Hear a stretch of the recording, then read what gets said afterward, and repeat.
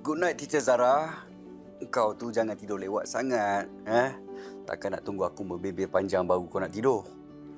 Ya, aku tahulah. Aku kenapa sekarang ni aku susah nak lelap lah. Aku rasa macam ada orang ikut aku je. Macam ada orang tengok. Kau kenapa ni? Tak, aku ni kalau kau nak tahu, bila aku keluar sekarang ni, aku rasa macam diperhatikan. Ada orang ikut aku. Tapi bila aku toleh, tak ada siapa pun.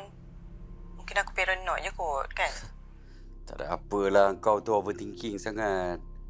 Tak apa macam ni, nanti aku WhatsApp kau few doa, kau baca. Okay? Lagi satu, kau dekat luar tu. Hati-hati. Seorang-seorang keluar tu, bahaya zaman sekarang ni. Ya, pandailah aku jaga diri. Jangan risaulah. Jaga diri kau tu bunyi macam tak meyakinkan aku. Buat aku rasa tak sedar hati, tahu tak? Tak apa macam ni. Apa kata kau letak nombor aku, Rizky dengan Rafi dekat emergency call kau. Besok aku carikan kau paper spray. Okey. Terima kasih sebab concern pasal aku. You're welcome. Dah lah pergi tidur. Aku dah mengantuk ni tau. Kau jangan kacau mimpi aku kali ni tau. Apa dia? Kau buat faham je lah. Assalamualaikum.